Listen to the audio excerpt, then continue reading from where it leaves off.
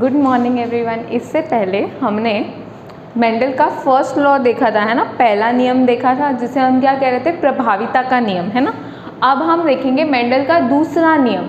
दूसरे नियम का क्या नाम है, लॉ ऑफ सेग्रीगेशन। सेग्रीगेशन मतलब अलग होना, ठीक है, अलग होना, लॉ ऑफ सेग्रीगेशन, या इसे दूसरे नाम से भी जानते हैं, वो क्या है, law of purity of gametes. क्या, law of purity of gametes. Hindi में क्या नाम है, पृथक्करण का नियम या युग्मकों की शुद्धता का नियम। किसका नियम, पृथक्करण का या युग्मकों की शुद्धता का नियम। इस नियम को एक्सप्लेन कैसे करते हैं, देखो। पहला नियम जो हमने पढ़ा था तो वो एक संकर संकरण पर आधारित था। उसके रिजल्ट में हमें क्या मिला था, F1 पीडी मिली, जो कैसी थी, कैपिटल टी स्मॉल टी, और जो कैसी थी,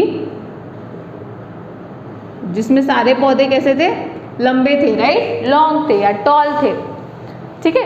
तो ये नियम इसी के आगे चलता है, ठीक है, इस F1 पीढ़ी से ही आगे बढ़ाएंगे हम। तो इस नियम में दो बातें बोली गई है, ठीक है, दो बातें। पहली बात क्या बोली कि F1 पीढ़ी में जो कैपिटल टी स्मॉल टी एक साथ है, जो युग्म विकल्पी मिला, ये जो एलील मिला है ना, एलील बोलते हैं ना इसको, ये एलील कहलाता है, एलील कहलाता है। तो ये एलील का जो दोनों टी है, यानी जो दोनों युग्म विकल्पी हैं, ये दोनों एक सिंगल वाला एलील कहलाता है, राइट, ये एक एलील, ये एक एलील। तो ये जो युग्म विकल्पी है, दोनों ऑपोजिट के लिए रिस्पॉन्सिबल है, एक तो लंबा कर रहा है, दूसरा बौना कर रहा है। तो इस नियम में क्या बोला कि इसमें से एक युग्म विकल्पी, एक एलील अकेला ही जाता है। जैसे उसमें हमने देखा था कैपिटल टी था, तो एक टी इधर निकाल रहे थे, एक टी इधर निकाल रहे थे, अकेला अकेला जा रहा था ना। पर यहाँ पे दोनों सेम थे पीछे, इसलिए इस बात को हम आइडेंटिफाई या पहचान नहीं पा रहे थे। इसलिए जब F1 पीढ़ी का क्रॉस कराया तो पाया गया कि ये अलग अलग जाते हैं, अलग अलग, पृथक पृथक है, तो दोनों साथ में प्रेजेंट है, एक ही युग्मक है ये, राइट, लेकिन ये युग्म विकल्पी अलग अलग मूव करेंगे गैमेट्स के अंदर। तो क्या है, एक संकर संकरण पर आधारित है ये नियम। फिर क्या है, F1 पीढ़ी के संकर विषम युग्मजी से युग्मक बनते समय, विषम युग्मजी यानी ये तो क्या हो गया, इसका पेरेंट हो गया, है ना, ये तो पेरेंट हो गया। अब इससे जब गैमेट्स बनेंगे तो एक ऐसे एक ऐसे, ये गैमेट हो गया ना, है ना। फिर इनमें से कोई एक के लिए कुछ और आएगा, यानी इसका संकर किसी और पौधे से कराएंगे, तो वहां से जो गैमेट आएगा उसके साथ इसका फ्यूजन होगा, तब जाके एक प्रोजेनी मिलेगी, है ना। ये जो भी है ना, यहाँ पे जो भी है, जो यहाँ से आ रहा है वो आएगा, है ना। तो इसको हम क्या कहते हैं, गैमेट या युग्मक कहते हैं। इस अकेले को आने को हम क्या कहते हैं, ये जो स्ट्रक्चर होती है, जो एक सेल होती है जो पेरेंट देता है, उसको हम गैमेट कहते हैं, ठीक है। तो क्या लिखा है, विषम युग्मजी, क्योंकि ये दोनों अलग अलग है। विषम युग्मजी से युग्मक बनते समय, ये बनते समय युग्मक पृथक पृथक या अलग अलग चले जाते हैं, है ना। अलग अलग निकला ना, यहाँ पे कैपिटल टी निकला है, यहाँ पे स्मॉल टी निकला है, दोनों साथ में तो नहीं निकले, तो अलग अलग चले जाते हैं। ये है पहली बात, पृथक्करण का नियम, पृथक होके, अलग अलग होके निकलते हैं।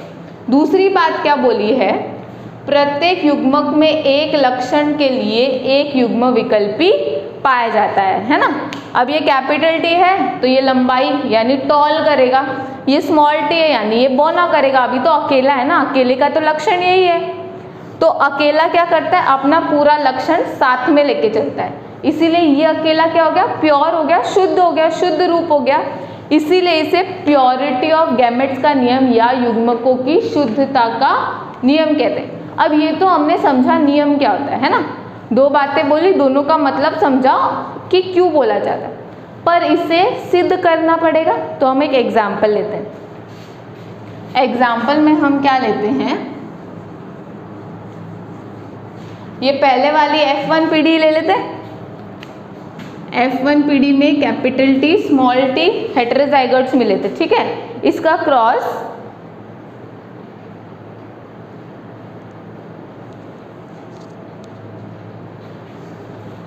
है ना। तो पहले वाला बना के देखें, तो पहले वाला बना के देखते। तो पहले वाले केस में तो क्या था, कैपिटल टी स्मॉल टी हमने लिया था, तो इसके क्रॉस में हमें रिजल्ट क्या मिला था, कैपिटल टी स्मॉल टी, है ना, ये मिला था और सारे लंबे हो गए। तो ये तो हो गई हमारी F0 पहले जो थी, ये हो गई हमारी F1 पीढ़ी। अब इसका मैं क्रॉस करवाती हूँ। तो आपको याद होगा हमने चेकर बोर्ड वाले मेथड से कराया था, तो यहाँ पे भी हम चेकर बोर्ड वाले से कराते हैं। इसका क्रॉस कराती हूँ यानी क्या मतलब हो गया, इसी के दो ले लेती हूँ सेम टू सेम, एक कैपिटल टी स्मॉल टी, एक कैपिटल टी स्मॉल टी, यानी एक फीमेल और एक मेल, सेम यही गैमेट के ले लेती हूँ दोनों। तो चेकर बोर्ड बनाए,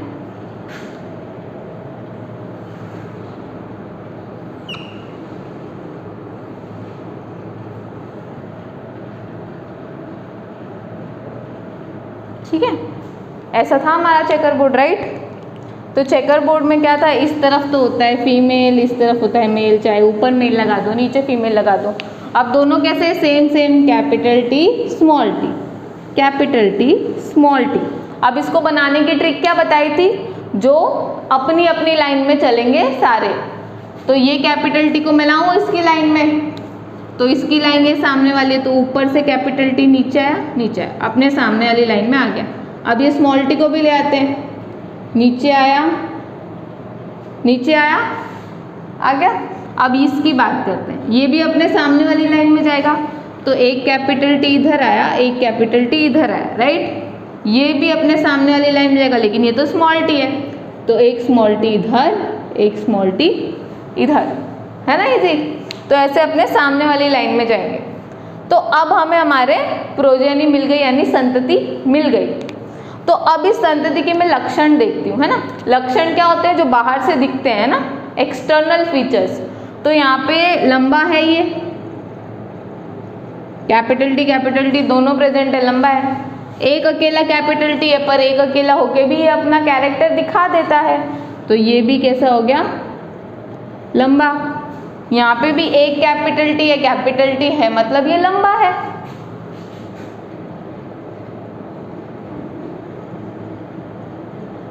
अब यहाँ पे दोनों स्मॉल टी है, शांत है दोनों। मैंने आपको क्या बताया था, स्मॉल वाले को अपने जैसा चाहिए अपना लक्षण दिखाने के लिए, और स्मॉल टी का क्या लक्षण है, बौना होना या ड्वार्फ होना। तो ये क्या हो गया, बौना। तो इसके रिजल्ट में अगर मैं इसका लक्षण प्रारूप लिखूं यहाँ,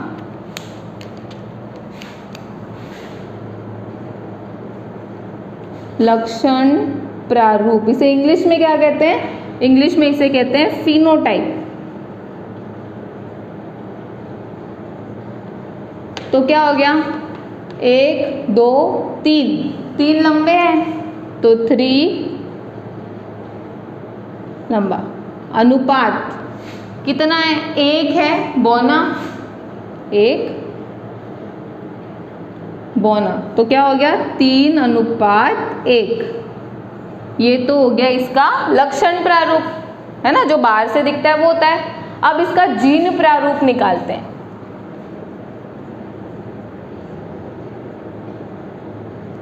जीन प्रारूप को इंग्लिश में हम क्या बोल रहे थे, जीनोटाइप। जीनोटाइप। अब जीनोटाइप में मैं देखूं तो 3 अलग अलग तरह के जीन दिख रहे हैं ना। एक तो मुझे दिख रहा है कैपिटल टी, एक मुझे दिख रहा है कैपिटल टी स्मॉल टी, और एक मुझे दिख रहा है स्मॉल टी स्मॉल टी, है ना। पर मुझे गिनना भी तो पड़ेगा कितना है। अब मैं खाली एक एक लिख के कैसे छोड़ दूं, यहाँ पे भी तो हमने गिना था ना। तो गिनते हैं, कैपिटल टी कितने बार है, एक ही बार है, ये रहा कैपिटल टी, तो ये आगे, इसके आगे मैंने लिख दिया 1। कैपिटल टी स्मॉल टी कितने बार है, एक बार ये रहा, एक बार ये रहा, तो 1 + 1 2, तो 2 बारी है।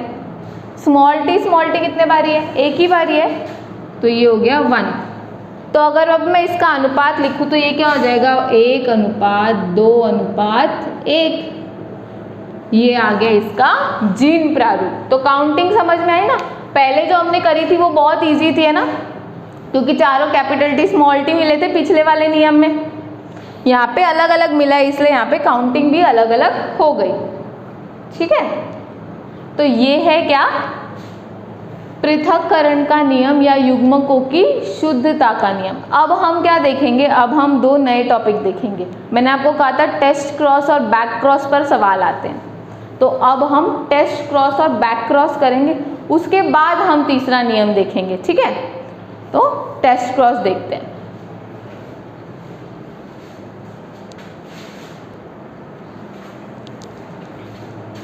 तो अब हम देखते हैं बैक क्रॉस। बैक क्रॉस में क्या होता है, आपको परिभाषा याद होगी कि जो F1 पीढ़ी में जो हमें मिला है उसका क्रॉस हमें किसी एक जनक के साथ कराना होता है। तो यही परिभाषा मैंने यहाँ लिखी है।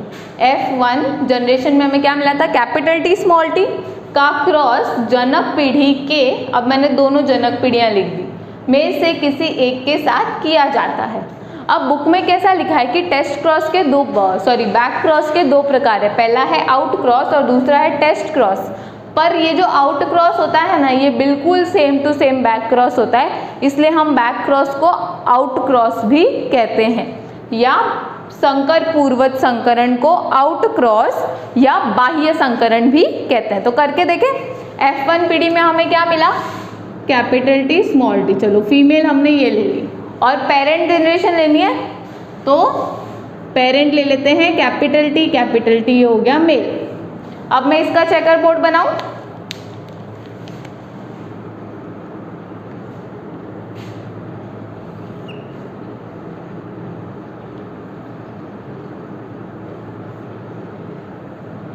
ठीक है, ये हो गया इसका चेकर बोर्ड। यहाँ पे आ जाएगी फीमेल, यहाँ पे हम लिख देते हैं मेल। फीमेल क्या है, कैपिटल T स्मॉल t, और मेल क्या है, कैपिटल T। ठीक है, तो सामने वाली लाइन में आएगा तो कैपिटल T नीचे आया, कैपिटल T नीचे आया, स्मॉल t नीचे आया, स्मॉल t नीचे आया। यहाँ पे कौन है, कैपिटल T, तो अपनी सामने वाली लाइन में जाएगा कैपिटल T, इधर भी कैपिटल T, फिर ये कैपिटल T इधर और इधर कैपिटल T, है ना। इसके रिजल्ट में क्या हुआ, हमें सारे लंबे मिले।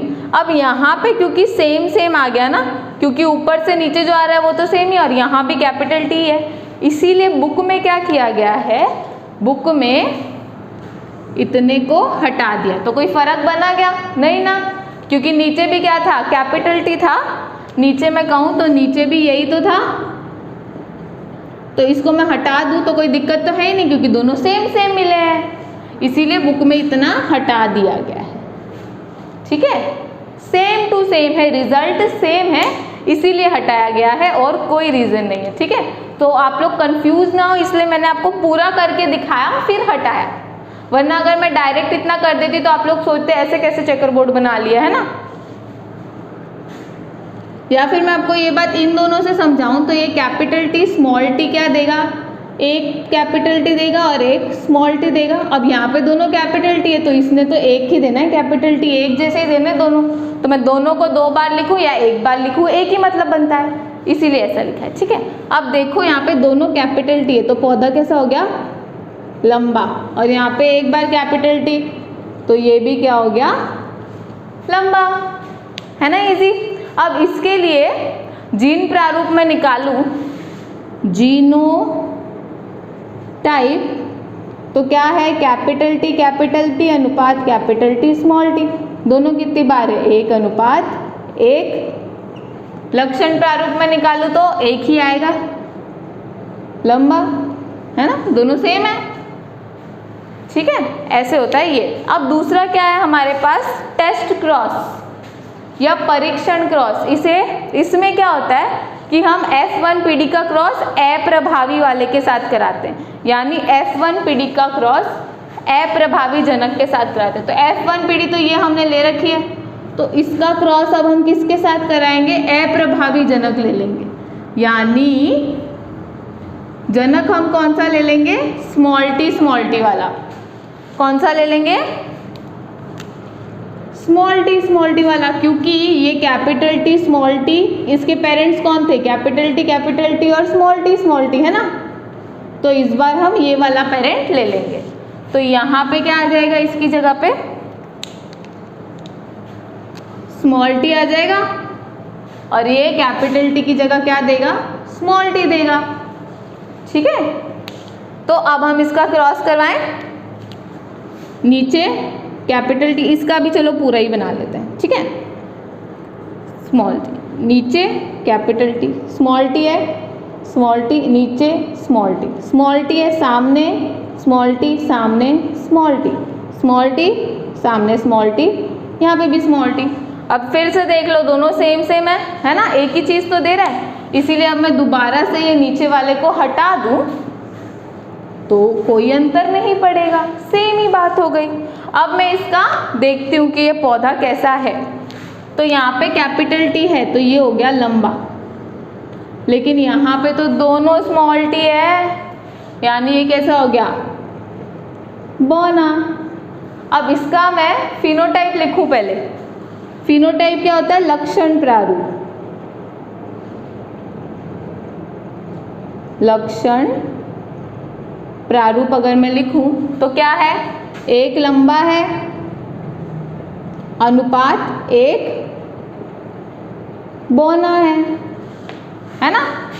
अब अगर मैं जीनोटाइप लिखूं तो जीनोटाइप एक कैपिटल टी स्मॉल टी है और दूसरा एक स्मॉल टी है, तो क्या हो गया, एक अनुपात एक, और यहाँ पे भी क्या आ गया, एक अनुपात एक। तो ये हो गया हमारा बैक क्रॉस, जिसके दो पार्ट थे, एक तो था आउट क्रॉस और एक टेस्ट क्रॉस। आउट क्रॉस क्या होता है, same to same back cross ही होता है, और दूसरा क्या है, टेस्ट क्रॉस। ठीक है, तो इसी के साथ ये वाला पोर्शन कंप्लीट होता है। अब हम देखेंगे मेंडल का तीसरा नियम, जो हम अगले वीडियो में पढ़ेंगे, और उसके बाद मेंडल के नियमों की इम्पोर्टेंस क्या है, यानी उसका महत्व क्या है, वो देखेंगे। और इन दोनों बातों के साथ ही हमारा चैप्टर हो जाएगा कंप्लीट। ठीक है, थैंक यू।